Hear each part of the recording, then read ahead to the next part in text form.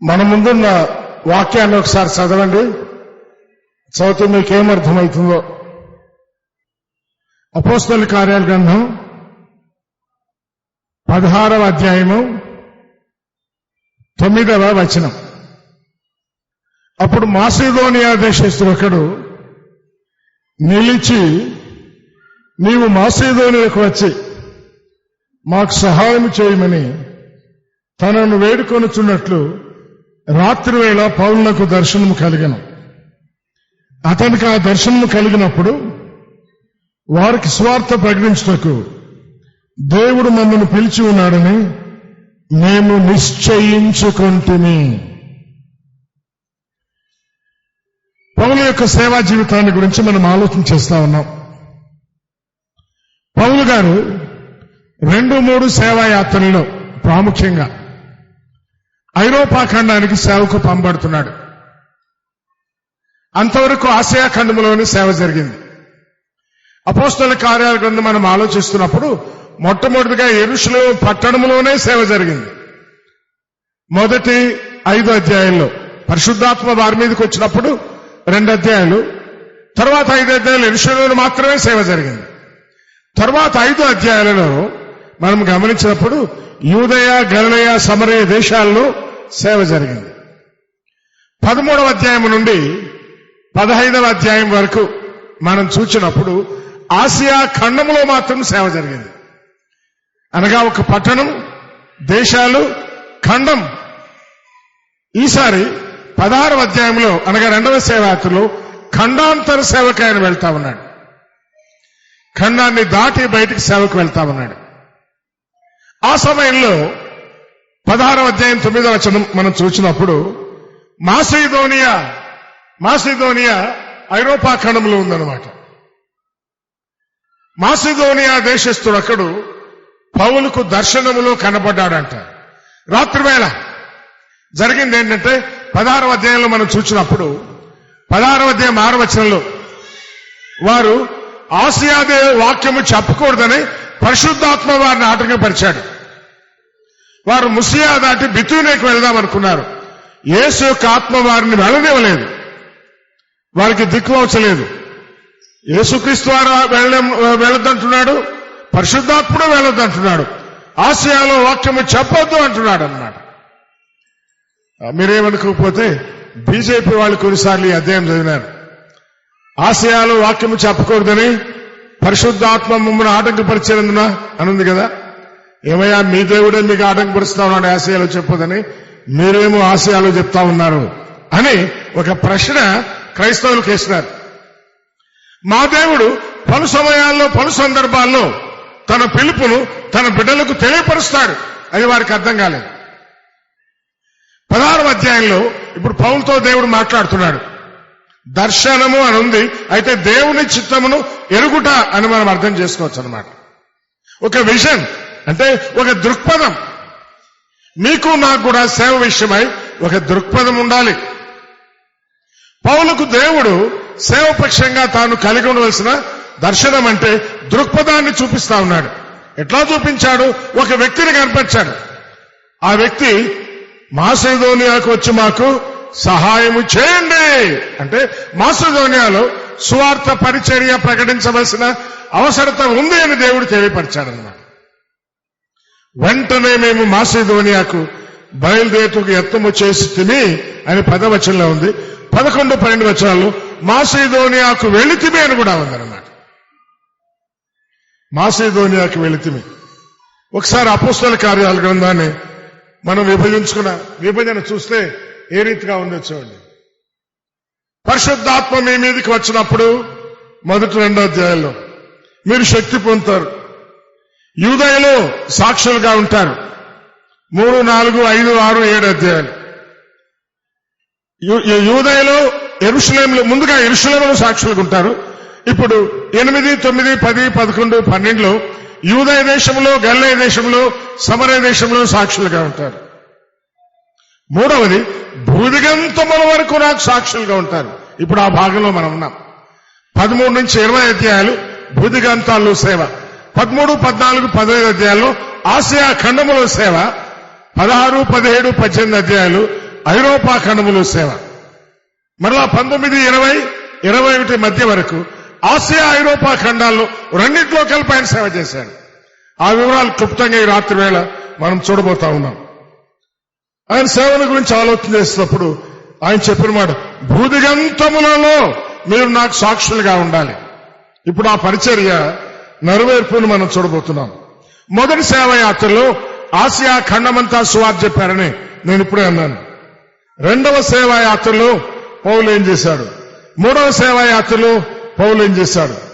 రాజులకు వారికి సువార్త ప్రకటించడం, దాని గురించి మనం ఉన్నాం. రెండవ సేవాయాత్రలో ఐరోపా ఖండములో సేవ చేస్తా ఉన్నాడు. మూడవ సేవాయాత్రలో ఆసియా ఖండంలోను ఐరోపా ఖండంలోను రెండిట్లో సేవ చేస్తా ఉన్నాడు. కనుక దేవుని నమ్మిన మీకు నాకు మన పట్ల దేవుని యొక్క దర్శనం ఏంటి, దేవుని దృక్పథం ఏంటి, దేవుని ప్రణాళిక ఏంటి అని మనం తెలుసుకోవాలి.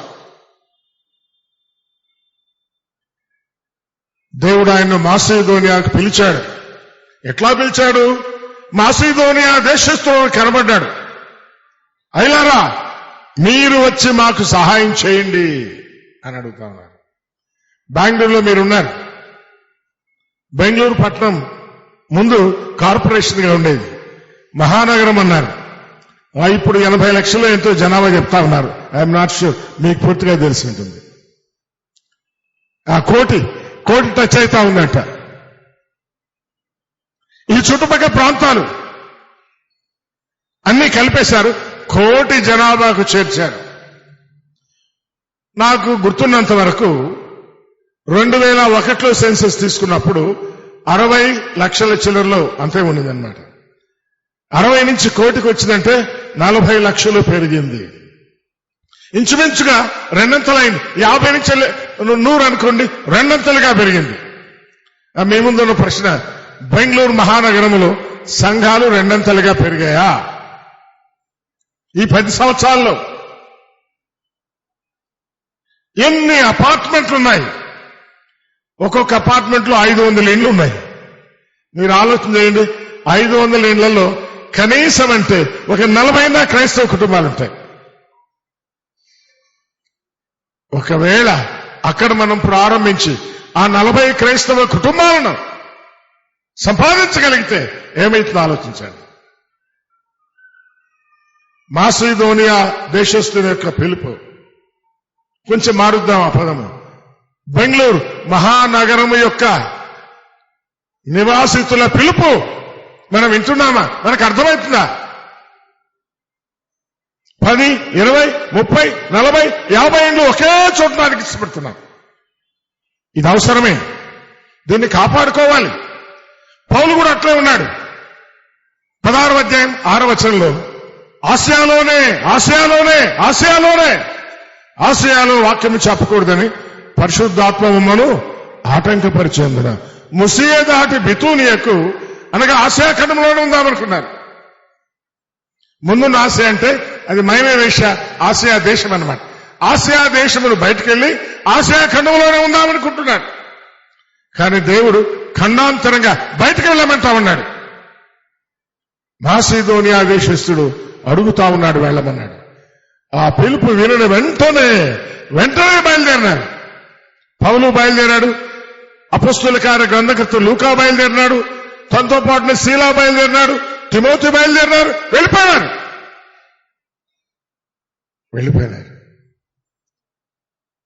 11, 12 వచనాల్లో మరునాడు అనే మాటలు కనిపిస్తాయి. మరి ఎన్ని మరునాడులు అంటే 20వ అధ్యాయాలు చూస్తే 4 లేక 5 రోజులు ప్రయాణం సముద్రంలో అన్నమాట. 4-5 రోజులు ఖండాంతరంగా వెళ్లి మాసిదోనియా ముఖ్య పట్టణమైన ఫిలిప్పీ పట్టణం చేరుకున్నారు. ఆ ఫిలిప్పీ పట్టణానికి రాసిన పత్రిక అన్నగారు వాక్యం చెప్తా ఉన్నారు. ఫిలిప్పీలో జరిగే సేవా విషయాలు ప్రారంభం దేవుడు పౌలు హృదయంలో పెట్టాడు. వెంటనే వెళ్ళిపోయినారు. అక్కడికి వెళితే ఒక మాట ఉంది, అది రోమియోల ప్రవాసస్థానం. రోమియోలు తన సైన్యాన్ని కూడా పెట్టినారు. అంటే మనం ఒకవేళ అనుకుంటే మాసిడోనియా లేదా ఫిలిప్పీ దండు మీ స్టేషన్ అట్లాగనమాట, కంటోన్మెంట్.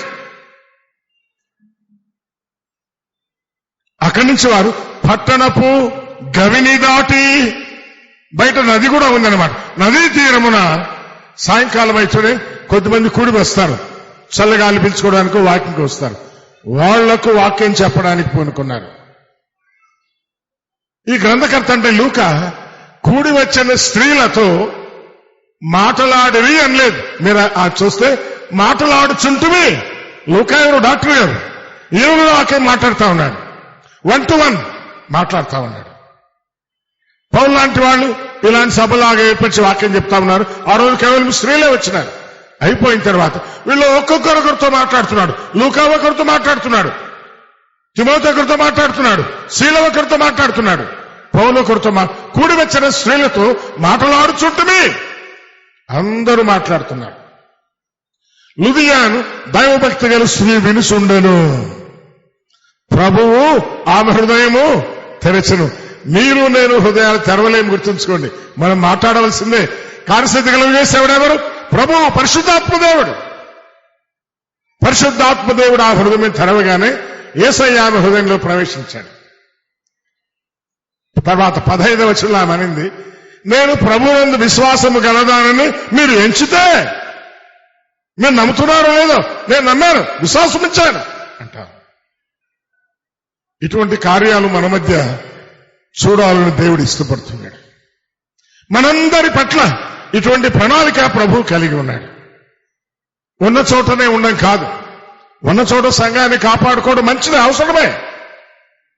16వ అధ్యాయం 5వ వచనం చూడండి, ఒకసారి చదువుతారా? అపొస్తలుల కార్యం 16వ అధ్యాయం 5వ వచనం. 16:5. కనుక 4వ వచనం కూడా చదవండి, బాగుంటుంది. వారు ఆయా పట్టణముల ద్వారా వెళుచు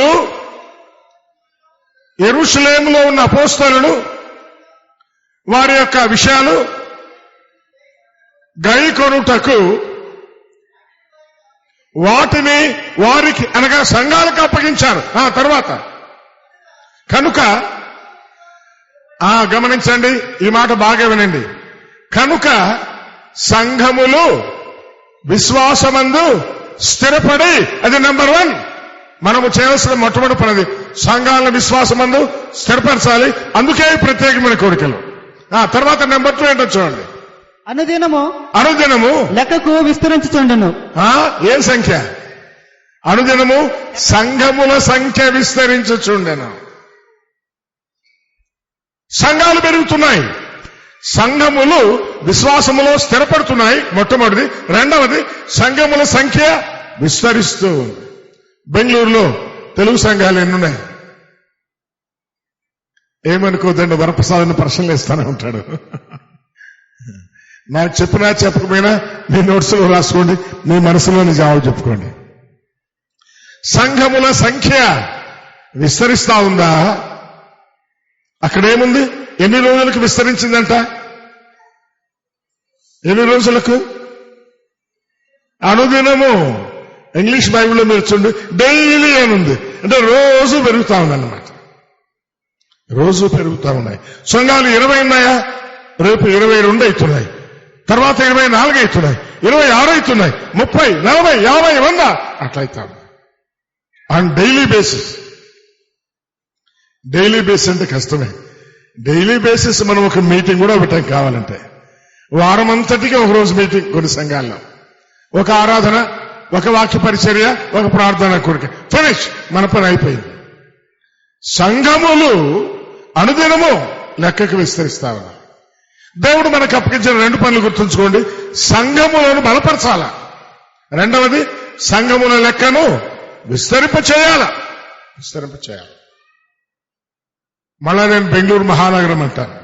బెంగళూరు జిల్లా చుట్టూ ఉండే జిల్లాల్లో సంఘముల లెక్క విస్తరింప చేయాల్సిన బాధ్యత మీ మీద, నా మీద, మనందరి మీద.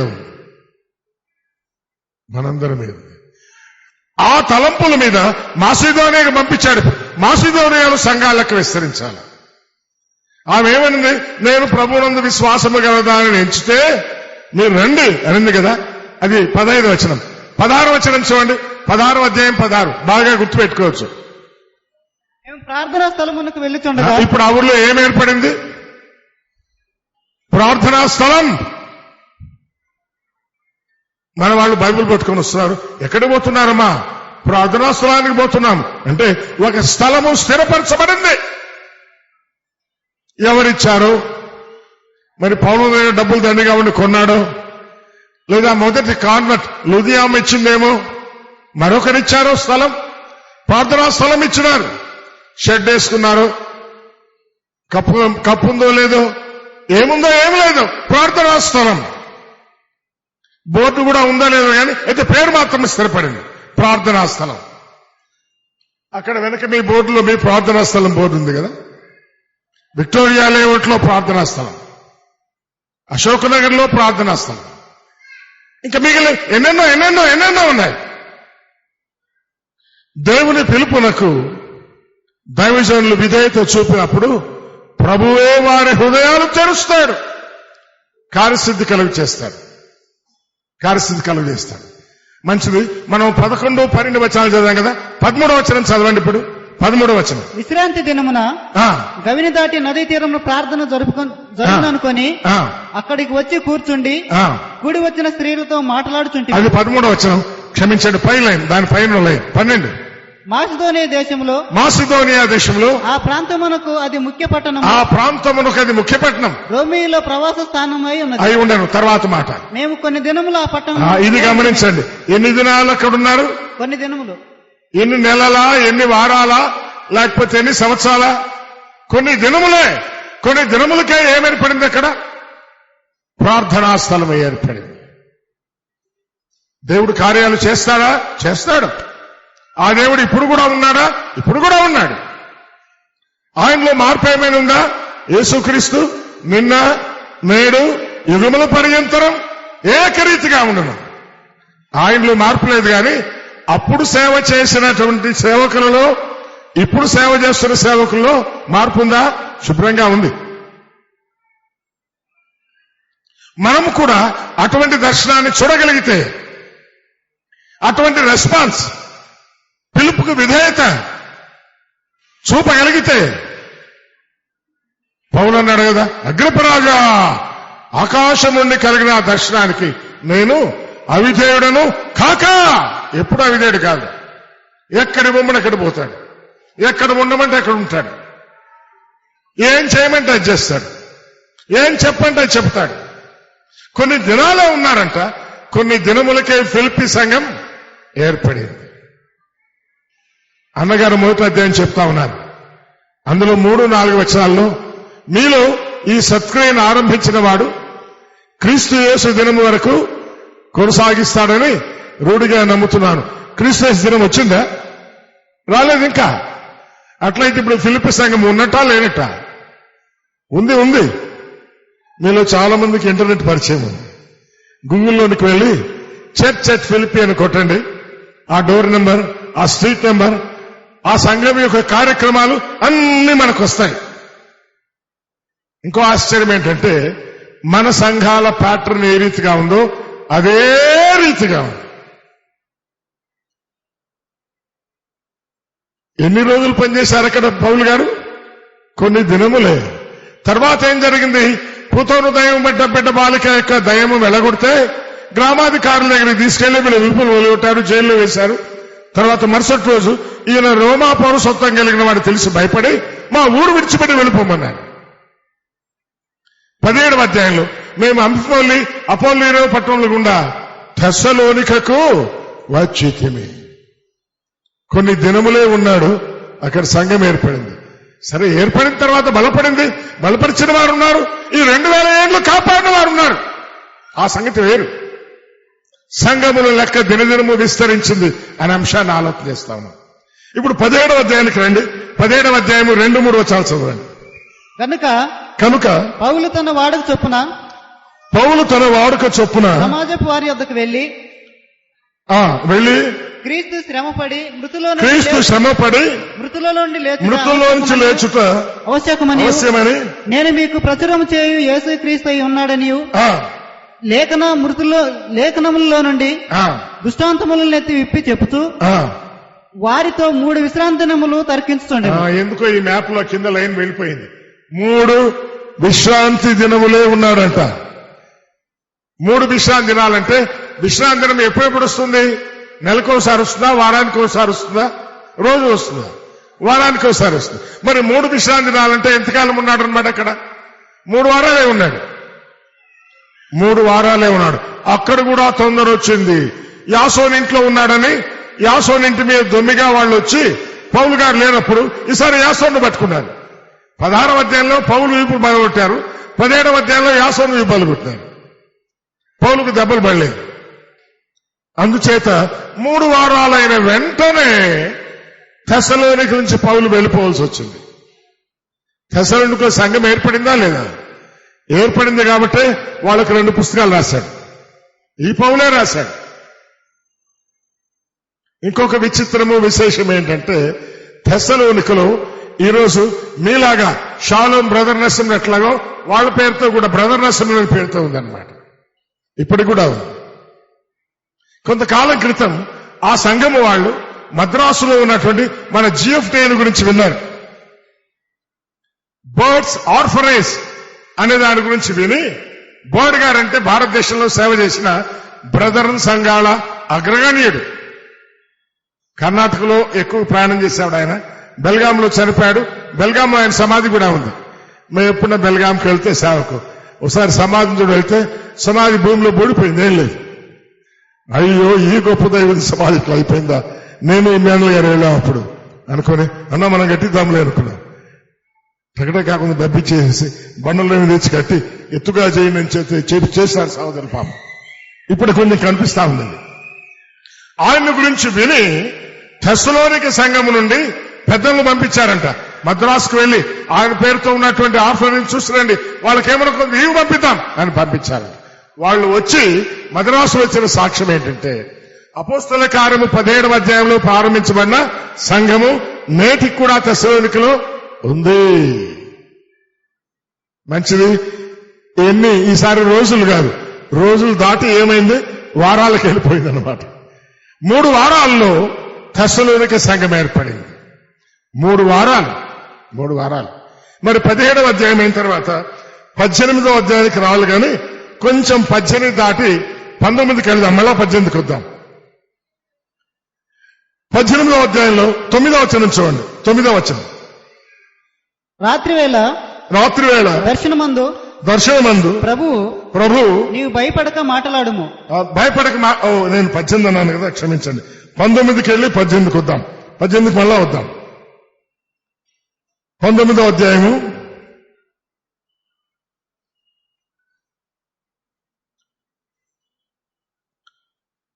19-20 వచనాలా? కాదు, అది కాదు. ఏ వచనాలు? లేదా 9-10 వచనాలు. 19వ అధ్యాయము 9-10 వచనాలు. 8, 9, 10. 8 తరువాత 8వ వచనమా? తరువాత అతడు సమాజ మందిరంలోనికి వెళ్లి ప్రసంగించుచు దేవుని రాజ్యం గురించి తర్కించుచు ఒప్పించుచు ధైర్యంగా మాట్లాడుచు 3 నెలలు గడిపాను. ఈసారి దినములు దాటి వారాలు దాటి నెలలకు వెళ్ళిపోయిందనమాట. 3 నెలలు ఎఫెసులో ఉన్నాడు. ఎఫెసులో సంఘం ఏర్పడింది. ఇప్పుడు 18వ అధ్యాయానికి వద్దాం. వెనక్కి రండి. 18వ అధ్యాయం 10, 11, 12 వచనాలు. నేను నీకు తోడై ఉన్నాను, నీకు హాని చేయటకు నీ మీదకి ఎవడనూ రాడు. ఈ పట్టణంలో నాకు బహుజనమున్నదని పౌలుతో చెప్పగా, ఈ పట్టణములో నాకు బహుజనమున్నది అని చెప్పగా అతడు వారి మధ్య దేవుని వాక్యం బోధించు 1 సంవత్సరం మీద 6 నెలలు అక్కడ నివసించను. సంవత్సరం మీద 6 నెలలు అంటే ఇంతకు ముందు మనం 3 నెలలు అన్నాం కదా. మరి సంవత్సరం మీద 6 నెలలు అంటే ఈసారి నెలను దాటి సంవత్సరాలు పోవాలా? అయితే అర్ధ సంవత్సరాలు చేద్దాం, ఎట్లొస్తుందో. సంవత్సరం మీద 6 నెలలు అంటే ఎన్ని అర్ధ సంవత్సరాలు అవుతాయి? నా భాష అర్థమవుతుందో లేదో. ఏమి 18 నెలలు అర్ధ సంవత్సరం అంటే ఎన్ని నెలలు? 3 అర్ధ సంవత్సరాలు అన్నమాట. అంటే 3 చెప్తాను నేను. 3 వారాలు, 3 నెలలు, 3 అర్ధ సంవత్సరాలు. ఈసారి 19వ అధ్యాయంలో ఇంకో మాట చూద్దాం.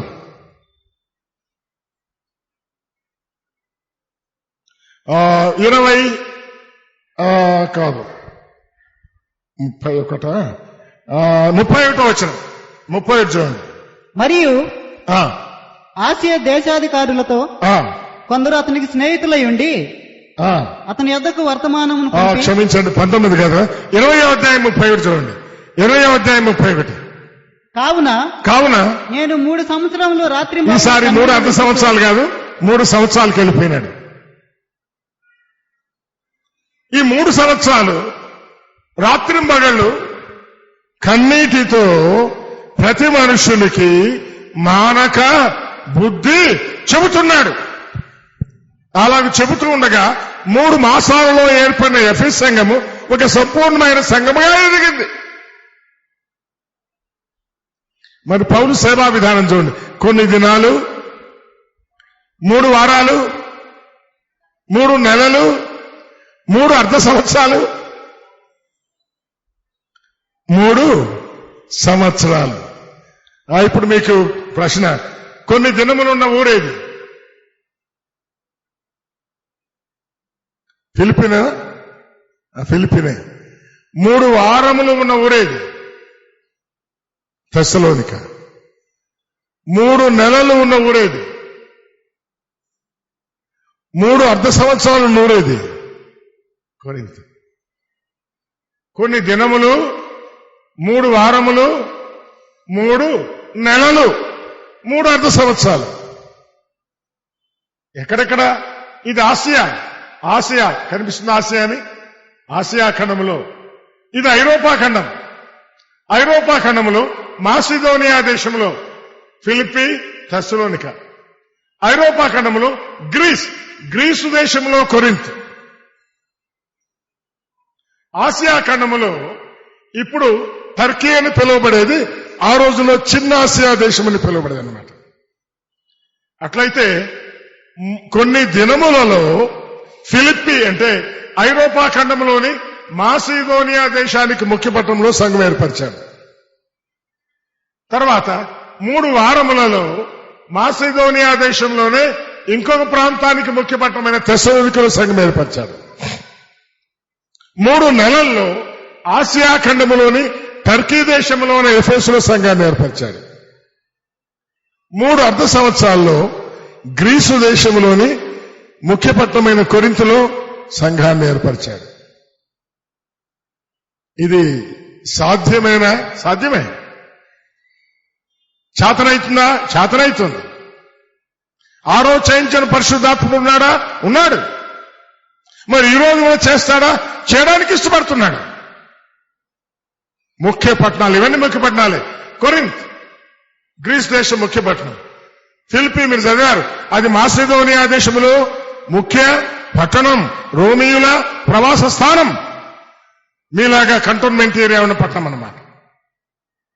వీటన్నిటిలో సంఘములను ఏర్పరిచినాడు. మరి మీకు నాకు దేవుని ప్రణాళిక ఏమిటి? దేవుని విజన్ అంటే బైబిల్ భాషలో దేవుని దర్శనం ఏంటి? షాలోమ్ ప్రార్థనా ట్రస్ట్ కదా మీరు, మంచిది. మీ మందిరానికి దేవుని యొక్క విజన్ ఏమిటి? దేవుని యొక్క ప్రణాళిక ఏంటి? దేవుడు ఏమి కోరుతా ఉన్నాడు? ఈ సంఘానికి దేవుని పిలుపు ఏమిటి? ఆ పిలుపు ఎంతగా మనం ఇదే చూపడానికి ఇష్టపడుతున్నాం. అసలు పిలుపు విన్నామా? పిలుపు అంటే మనకు అర్థమైందా? సేవ విస్తరించాలనా మనముంటే చాలనుకుంటున్నామా? మనమైతే మనం కనిపించాలనుకుంటున్నామా? విస్తరణలో కొన్ని తొందరలు వస్తాయి. 7వ అధ్యాయం 8వ అధ్యాయం మనం చూసుకున్నాం. స్టెఫన్ను బట్టి కలిగిన హింసలు చెదిరిపోయినాయంటే సంఖ్య తగ్గుతుందా పెరుగుతుందా? వీళ్ళు తగ్గుతున్నాం.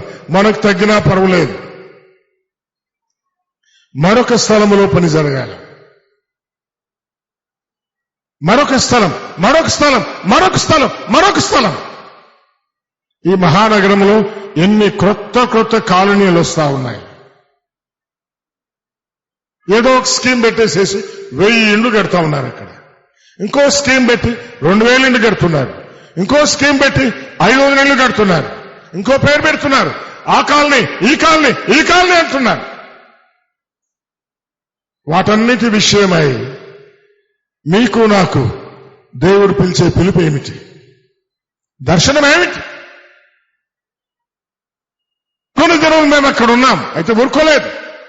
కూడి వచ్చిన స్త్రీలతో మాటలాడుచుంటుమే. మనము నేను చెప్పిన రెఫరెన్సెస్ తేటగా చదవగలిగితే దేవుని రాజ్య సువార్త ప్రకటించుచుంటుమే అని ఒక చోట, దేవుని రాజ్యమును గురించిన విషయాలు తర్కించుచుంటుమే అని ఇంకో చోట. ఆ పదాలు మళ్ళీ నేను చూపిస్తాను, పదాలన్నీ ఇంకో చాట్లు చూపిస్తాను. ఇంటింటికి వెళ్ళి చెప్తుమే అని ఒక చోట, బహిరంగ స్థలాల్లో చెప్పినాము అని ఇంకో చోట, సొంత వీధుల్లో చెప్పినాము అని ఇంకో చోట, సమాజ మందిరాల్లో చెప్పినాము అని ఇంకో చోట. ఆయన పలికిన మాటలు, రాసిన మాటలు మన జీవితాలను పురికొల్పేవిగా ఉన్నాయి. మనకు పరిపాట్లు ఉన్నాయా? శుభ్రంగా ఉన్నాయి. మన పరిపాటలు చేసుకోవచ్చు, తప్పేం లేదు. జీవనము కొరకై అవి అవసరమే. 20వ అధ్యాయంలో 32, 33 వచనాలు ఉంటాను, ఒకసారి చదవండి. అపోస్తలుల కార్యాలు 20వ అధ్యాయం 32, 33 వచనాలు. ఇప్పుడు దేవుడికి ఆయన కృపావాక్యమును మిమ్మును అప్పగించుతున్నాము. ఆయన మీకు క్షేమాభివృద్ధి కలుగజేయుటకును పరిశుద్ధపరచబడిన వారందరిలో స్వాస్థ్యం అనుగ్రహించుటకును శక్తిమంతుడు. తర్వాత 32, 33, 34 వచ్చారు. ఎవని వెండి అయినను బంగారమునైనను నేను ఆశింపలేదు. 34 ఆ అవసరములు నా అవసరం నిమిత్తము నాతో ఉన్నవారి నిమిత్తము ఈ నా చేతులు, అబ్బో చేతులతో కష్టపడేవాడు మీకే తెలియను. ఈ చేతులు కష్టపడ్డవని మీకే తెలియను. కడుపు కొరకై చేతులు కష్టం చేసేవాడు. అయితే హృదయంలో దేవుడిచ్చిన భారము కొరకై నోటి కష్టం చేసేవాడు అన్నమాట. తన కడుపే కాదు, నా నిమిత్తము, నాతో కూడా ఉన్న వారి నిమిత్తం. నువ్వు కూడా అదే పని చేస్తున్నావుగా. నీ కోసము, నీ ఇంట్లో వాళ్ళ కోసం, భార్య కోసం, కుమారుల కోసం, కుమార్తెల కోసం నీ చేతులు కష్టపడుతున్నాయి, నిజమే. దేవుడికి ఇచ్చిన దర్శనము కొరకై నీ నోరంత కష్టపడతావు, నీ కాళ్ళంత కష్టపడుతున్నాయి. ఎన్నిసార్లు వెళ్తున్నావు? ఎక్కడికి వెళ్తున్నావు? ఏం చేస్తున్నావు? పౌలు జీవితాన్ని ఒకసారి మనం ఆలోచించినప్పుడు మన హృదయాలను కదిలించేదిగా మనకు అర్థమవుతుంది. కొన్ని చాట్లు మనం చూద్దాం అనుకున్నాం కదా, ఊరికి చూస్తా వెళ్దాం. మనం ఇందాక విన్న మాటలే, ఇది ఇంగ్లీష్ లో చాట్. సాయంకాలం ఎవరో అన్నారు రాను మన తెలుగు బోధలు, కన్నడ బోధలు మర్చిపోవాలన్నా మన పిల్లలకు తెలుగు కన్నడ రాదు, మీ ఇంగ్లీషే ఉంటుంది, మీరు కూడా ఇంగ్లీష్ లోకి మారిపోండి సజెషన్ ఇస్తున్నారు. మన వాళ్ళు ఎవరు అంటున్నారు అన్నమాట. మన లిటరేచర్ కూడా ఇంగ్లీష్ లోకి తీసుకురావాలా? మంచిదే. కొన్ని స్లైడ్స్ వారి కొరకు కూడా ఉన్నాయి, చూడండి. ఇంగ్లీష్ లో ఉండే వాళ్ళ స్లైడ్ చూడండి, తర్వాత తెలుగు స్లైడ్ నేను చూపిస్తాను. ఇప్పుడు మనం చెప్పుకున్న మాటే. ఫిలిప్పీలో సర్టన్ డేస్, థెస్సలోనికలో 3 సాబత్స్, ఎఫెసులో 3 months, కొరింథులో 3.5 years. ఎఫెస్ సంఘాన్ని బలపరచడానికి స్పేస్ ఆఫ్ 3 years. ఏం చేశాడు ఆయన? స్టేడ్ ఇన్ ద సిటీ, ఆ పట్టణంలో ఉన్నాడు. కూడి వచ్చిన స్త్రీలతో మాట్లాడుతున్నాడు. థెస్సలోనికలో రీజన్డ్ ఫ్రమ్ ద స్క్రిప్చర్స్, లేఖనముల నుండి వాళ్ళతో తర్కించాడు. తెలుగులో ఆ మాట మనం చూస్తాం. ఎఫెసులో దేవుని రాజ్యమును గురించి మాట్లాడాడు. కొరింథులో ఏం చేశాడు? టీచింగ్ గాడ్స్ వర్డ్, దేవుని వాక్యాన్ని బోధించాడు. మళ్ళా ఎఫెసులో ఏం చేశాడు? Watch by the space of 3 years, I season not to admonish. ప్రతి మనుష్యునికి బుద్ధి చెప్పినాడు. తెలుగులో చూద్దాం అదే స్లైడ్. థెస్సలోనికలో 3 వారాలు, ఎఫెసులో 3 నెలలు, కొరింథులో 3 అర్ధ సంవత్సరాలు, మళ్ళా ఎఫెసులో 3 సంవత్సరాలు. ప్రారంభం ఫిలిప్పీలో కొన్ని దినములే, కొన్ని దినాల పరిచర్యలో ప్రార్థనా స్థలము ఏర్పడింది. 3 వారముల పరిచర్యలో సంఘము ఏర్పడింది. 3 నెలల పరిచర్యలో ఎఫెసులో సంఘం ఏర్పడింది. 3 అర్ధ సంవత్సరాల పరిచర్యలో కొరింథులో సంఘము ఏర్పడింది. 3 సంవత్సరాలు ఎఫెసులో పరిచర్యలో సంఘము స్థిరపరచబడింది. మనం ముందే అనుకున్నాం, సంఘములను స్థిరపరచుట, నూతన సంఘములను ఏర్పరచుట అనే ప్రణాళిక దేవుడు మీకు నాకు అప్పగించాడు. మరి ఏం చేశాడు, ఎట్లా చేశాడు? నేను ఇందాక చెప్పిన మాటలే.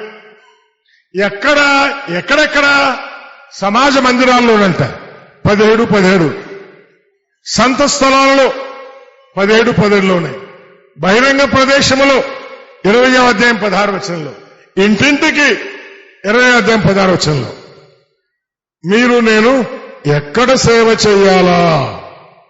ఈ 4 గమనించండి. మందిరంలో సేవ చేస్తున్నాం. ఇక్కడ పరిస్థితి ఏమో కానీ కొన్ని మందిరాల్లో కాంపిటీషన్ ఉంటుందన్నమాట. అన్న నాకు ఇంకా అవకాశం రాలేదే అని ఒకరు అంటూ ఉంటారు. ఇక్కడ అవకాశం కొరకే ఎదురు చూస్తా ఉన్నారు. మందిరంలో అవకాశమే కొరకే, మంచిదే. మందిరంలో అవకాశం, మందిరంలో వరము కలిగిన వారికి మాత్రమే అవకాశం ఉంటుంది. ఎందుకంటే అందరినీ తృప్తిపరచాలి కదా. కనుక మందిరంలో అందరికీ అవకాశం ఉండకపోవచ్చు. నీ వరం కలిగిన వాడైతే నీకు కూడా నీ వంతులో, నీ టర్న్లో నీకు అవకాశం వస్తుంది అంతే. కానీ దీనిలో మాత్రమే నమ్ముకొని మనం ఉండకూడదు. ఏం చేయాలి? సంత స్థలాలకు వెళ్ళాలా, బహిరంగ ప్రదేశాల్లో నిలబడాలా, ఇంటింటికి వెళ్ళాలా. ఎంతమంది మీ పని చేస్తా ఉన్నాం? ఎంతమంది మీ పని చేస్తా ఉన్నాం? స్వార్థకులైన మా మీద కూడా ఒక నింద ఉంది. పిలుపులు ఎక్కువ, రాలేమని చెప్పలేము. కొన్నిసార్లు వెళ్ళడం కూడా అవసరమే. వచ్చి మిమ్మల్ని పురుకొల్లు వెళుతున్నాం. నేను మీ మధ్య రాకముందు హైదరాబాద్కు వెళ్తా ఉన్నాను. అనంతపూర్లో బస్ స్టాండ్లో ఉంటే నాకు ఫోన్ వచ్చింది. అన్నా, కర్నూలులో మా మరదలు చనిపోయింది రాత్రి 9:30కు. నేను బస్ స్టాండ్లో బస్సు ఎక్కుతున్నాను. 9 గంటల బస్సు ఎక్కుతా ఉన్నాను. రేపు సాయంకాలం నాకు హైదరాబాద్లో రేపు సాయంకాలం పరిచయం ఉంది. ఏం చేయాలి చెప్పండి? సరే, వెంటనే మా చిన్న బాబు ఉన్నాడు, తను కూడా సేవ చేస్తా ఉంటాడు. తనకు ఫోన్ చేసి, నాయనా ఫలానా అంట, నువ్వు వెళ్ళరా అంటే రాత్రే పోయిచ్చాడు. మళ్ళీ పొద్దున కూడా పోయిచ్చాడు.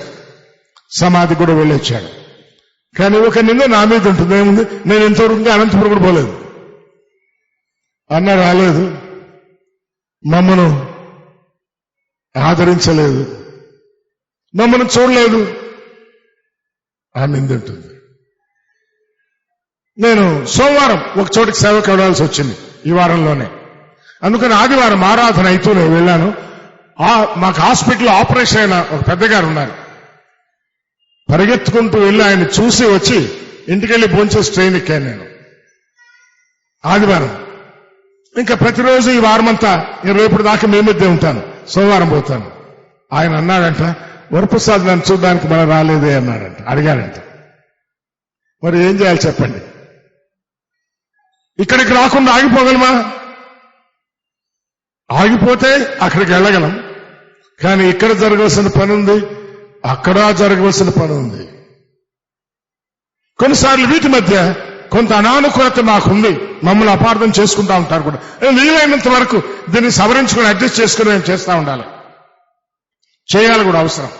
చేస్తూ ఇంటింటికి వెళ్ళి సంఘములో ఉన్న వాళ్ళ దగ్గరికి ఇంటింటికి వెళ్ళాలి. అక్కడగా ఉండేవాళ్ళు ఉన్నారు, ఇంటింటికి వెళ్ళాలి. కొన్నిసార్లు ఈ పని తగ్గిపోతుంది. నేను నా భార్య ఒకరింటికి వెళ్ళాను. అమ్మా, అన్న మా ఇంటికి వచ్చేవాడు అంటే మా చిన్న బాబు సేవకు వెళ్తాను, ఈ మధ్య రాలేదు. నేను ఎందుకు బాబు వెళ్ళలేదంటే, వెళ్ళినప్పుడు వాళ్ళు నీళ్లు పట్టుకుంటా ఉంటారు, మరి ప్రార్థన చేయడానికి కూడా మనసు లేని వాళ్ళుగా కనిపిస్తే ఈ మధ్య నేను పోలేదు డాడీ అన్నాడు అనమాట. ఆమె అనింది, కుటుంబంలో ఎన్నో సమస్యలు ఉంటాయి కదా అంటే, సేవకులైన వారు మీరు వచ్చి ప్రార్థన చేస్తే అవి సమస్యపోతాయిగా మాకు. అమ్మా, అన్న మీ ఇంటికి వస్తానని వచ్చినప్పుడు మీరు లేరంట, ఇట్లా జరిగిందంట, అందుకు రాలేదు. సరే అన్నకు చెప్తామమ్మా అని చెప్పాను. అట్లా అక్కర్లుండే వాళ్ళు చాలా మంది ఉన్నారు. ఇంట్లో సమస్యలు ఉండే వాళ్ళు ఉన్నారు, సతమతమయ్యే వాళ్ళు ఉన్నారు. ప్రభు వాక్యం సరిగా తెలియదు, ప్రభువులో ఎట్లా జీవించాలో తెలియదు. కొన్నిసార్లు మాలాంటి వాళ్లకు అనానుకూలత కొంత ఉన్నమాట నిజమే, మేము ఓడిపోతా ఉన్నాం. కానీ తీరుకున్న వాళ్ళు మీరందరూ వెళ్ళొచ్చు. ఇంటింటికి వెళ్ళి కనుక ఎక్కడెక్కడ సేవ చేయాలంటే పౌలు జీవితంలో ఈ 4 నేర్చుకుంటారు. ఎవరితో? ప్రతి ఒక్కరికి. నిజానికి బైబిల్లో ప్రతి మనిషికి అనే మాట అన్నాడు ఆయన. ప్రతి మనిషికి మానక బుద్ధి చెప్పుతిని అన్నాడు. నేను భాష మార్చి ప్రతి ఒక్కరికి అని రాశాను. ఇంకా ఎవరికి? భక్తి కలిగిన వారికి కూడా. ఇంకా ఎవరికి? ఎప్పుడు? ప్రతిరోజు. ఇంకా ఎఫెసు సంఘంలో వాళ్ళని స్థిరపరిచినప్పుడు రాత్రింబగళ్ళు కన్నీటితో ప్రతి మనుషునికి బుద్ధి చెప్పుతుంది, మానక బుద్ధి చెప్పుతుంది. ఎట్లాగంటే నేను అది పెట్టాను, కన్నీరు. ఇవన్నీ మన సేవానుభవంలో ఉన్నాయేమో ఒకసారి ఆలోచన చేయండి. ఉన్నాయా? ఉంటే మంచిది, లేకపోతే వాటిని ఉంచుకోవడానికి మనం ప్రయత్నం చేయుట అవసరంగా ఉంది. ఈ చిన్న విషయాలు మనసులో ఉంచుకుందాం. అదే ఇప్పుడు చెప్పుకునే చార్టే. ఆ చార్టే ఒకసారి చూద్దాం. తెస్సలోనికలో సంఘం ఏర్పడడానికి 3 వారాలే, ఎఫెసులో సంఘం ఏర్పడడానికి 3 నెలలే, కొరింథులో సంఘం ఏర్పడడానికి 3 అర్ధ సంవత్సరాలు, ఎఫెసులో సంఘము ఏర్పడి బలపడడానికి అంతా 3 సంవత్సరాలు. ఒకవేళ మీరు కూడా ప్రతి 1.5 సంవత్సరానికి ఒక కొత్త సంఘాన్ని మనము నాటాలి అనే ఒక ప్రణాళిక పెట్టుకుంటే ఎట్లా ఉంటుంది? చేయగలమా? చేయగలం. చేయడానికి సామర్థ్యం ఇచ్చే దేవుడు ఉన్నాడు. చివరిదిగా ఈ చిన్న చార్ట్ చూపించి నేను ముగించేస్తాను. ఈ డివిజన్ మీకు చాలా ఇంట్రెస్టింగ్ గా ఉంటుంది. చూడండి, 4-4 తర్వాత 8-8. కళ్ళు మూసుకోండి, మీరే చెప్తారు. ఇంకా 12-12 కళ్ళు తెరుచుకున్నారు మీరు, కళ్ళు మూసుకొని చెప్పొచ్చు. తర్వాత 16-16 తర్వాత 20-20 తర్వాత 24-24 తర్వాత 28-28. ఆ పిల్లలు చెప్తా ఉన్నారు. ఏమి జరిగిందో చూడండి. 4-4లో 5,000 మంది రక్షించబడిన పురుషులు ఉన్నారట. 8-8లో ఇవన్నీ చూసుకున్నాం మనం. సమరయలో సంతోషం కలిగింది. 12 చెప్పలేదా? ఆ పైన అనేకులు ప్రార్థనకు కూడే స్థలము. మార్కోను మారు పేరు గల యోహాను తల్లి అయిన మరి ఇంటికి వచ్చాను. అక్కడ అనేకులు కూడి ప్రార్థన చేయుచుండరు. యెరూషలేములో ప్రార్థనా స్థలం ఏర్పడింది. 16-16లో మాసిదోనియాలోని ఫిలిప్పీలో ప్రార్థనా స్థలం ఏర్పడింది. 20-20లో ఆయన సేవా విధానాన్ని చెప్పాడు. 24-26లో అధికారులకు గవర్నర్ గారికి సువార్త ప్రకటించాడు. నిన్న మనం చూసుకున్న ఆ విషయాలు. 28-28లో బోధించుటలో జైల్లో ఉన్న పౌలు 2 ఏళ్ళు తన అద్దెంటి కాపురం ఉండి తన ఎదుకు వచ్చి వారందరికీ ఏ ఆటంకం లేకుండా సువార్తను వారికి బోధించాడు.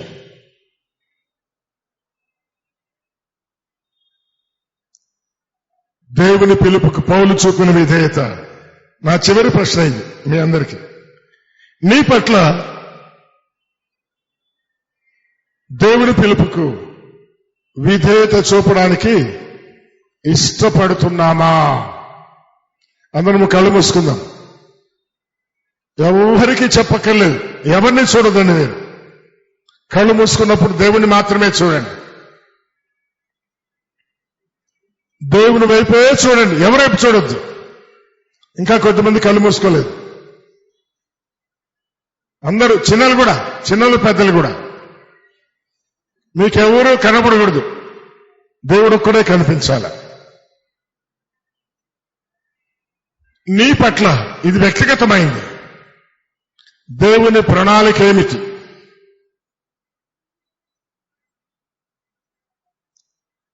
నీ పట్ల దేవుని దృక్పథము లేదా విజన్ ఏమిటి? దాన్ని నెరవేర్చడానికి గత కాలంలో ఏం చేశావు? చిన్నపిల్లలు మీరు కూడా కళ్ళు మూసుకోవాలి. నాన్న మీరు కూడా ఆలోచన చేయండి. కళ్ళు మూసుకోండి. అందరూ కళ్ళు మూసుకొని ఆలోచన చేయండి. నీ పట్ల దేవుని ప్రణాళిక ఏమిటి?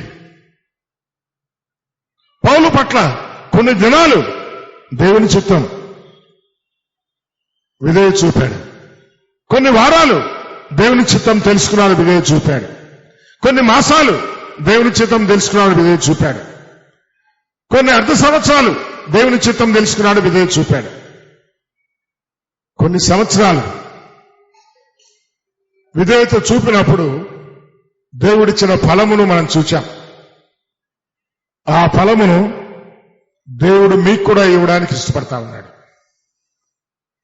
అది బెంగళూరు మహానగరం విషయమే కావచ్చు, విస్తరించిన ఈ పట్టణంలోని అవుట్స్కట్స్ మధ్య కావచ్చు, చుట్టూ ఉండే జిల్లాలో కావచ్చు, కర్ణాటక రాష్ట్రంలో కావచ్చు, తెలంగాణలో కావచ్చు, ఆంధ్రలో కావచ్చు, తమిళనాడులో కావచ్చు, నార్త్ ఇండియాలో కావచ్చు, ఎక్కడైనా సరే నీ పట్ల దేవుని ప్రణాళిక ఏమిటని దేవుడు తెలియపరిచినాడా? తెలియపరిచి ఉంటే ఎంతగా విధేయత చూపినాం. ఇది స్వపరీక్ష, మనల్ని మనమే విమర్శించుకోవడం. రెండవది, దేవుని యొక్క పిలుపునకు విధేయత చూపడానికి నేను ఇష్టపడుతున్నాను స్వామి అని మీకు ఇష్టమైతే చెప్పండి. ఇష్టం ఉంటే చెప్పండి, చేస్తావో చేయలేవో తర్వాత సంగతి. ఆ సామర్థ్యాన్ని దేవుడే ఇస్తాడు, చేయించుకుంటాడు, ఆయనే చేయించుకుంటాడు. సామర్థ్యం నాకు లేదు ఇమ్మంటే ఇస్తాడు, అనుకూలత నాకు లేదు ఇమ్మంటే ఇస్తాడు, ఏమి లేవో ఇస్తాడు. కానీ విధేయత చూపే మనసు లేకుండాల. ఆ మనసుంటే చాలు, దేవుడిని వాడుకుంటాడు. దేవుడు ఎవరినైనా వాడుకుంటాడు. పిల్లలు మౌనంగా ఉంటే రాళ్లు కేకలు వేస్తాయన్నాడు, రాళ్లను కూడా వాడుకోగలడు. నీకిచ్చిన జ్ఞానాన్ని వాడుకుంటాడు, వాక్యంలో ఆయన నీకిచ్చిన నేర్పులను వాడుకుంటాడు, నీ వరమును వాడుకుంటాడు. నేను సిద్ధంగా ఉన్నాను స్వామి అని చెప్పండి, ఆయన వైపు చూడండి, ఆయన పిలుపు ఏంటో తెలుసుకోండి. దేవునికి మనల్ని మనము అప్పగించుకుందాం. బైబిల్ తండ్రి రాత్రి వేళ మాసిదోనియా దేశస్తుని పిలుపును పౌలు విధేయత చూపిన విషయాన్ని, మాసిదోనియాలో, గ్రీసులో, టర్కీలో ఆయన సేవ చేసి ఆత్మను సంపాదించి కొన్ని దినాల్లో, 3 వారాల్లో, 3 మాసాల్లో, 3 అర్ధ సంవత్సరాల్లో సంఘములను ఏర్పరిచి స్థిరపరిచిన విషయాన్ని మా ముందుకు మీరు తీసుకొచ్చినందుకు ఒకే స్తోత్రం చెల్లిస్తున్నాం. విన్న ప్రతి కుమారుడు, ప్రతి కుమార్తె మీ సన్నిధిలో కనిపెట్టి ఉండగా మీరు మాట్లాడే దేవుడు, మీ పిలుపునకు విధేయత చూపినట్టుగా వారిని వంచే దేవుడు, మమ్మల్ని అందరినీ మీ పిలుపుకు విధేయత చూపేవారంగా చేయమని వేడుకుంటున్నాం. మహానగరము విస్తరిస్తా ఉంది. 50 లక్షలు, 58 లక్షలు, 100 లక్షలుగా కోటికి చేరుకున్నాయి. మా మధ్య మీ పరిచర్య కూడా ఆ రీతిగా విస్తరించాలని మీరు ఇష్టపడుతున్నారు. దాని కొరకే మీ బిడ్డలు సిద్ధం చేయండి, వారిని పురికొల్పండి, ప్రేరేపించండి. మీ కొత్త దర్శనం వారికి దయచేయండి. వారు దర్శనము చూడగలిగే కృప దయచేయండి.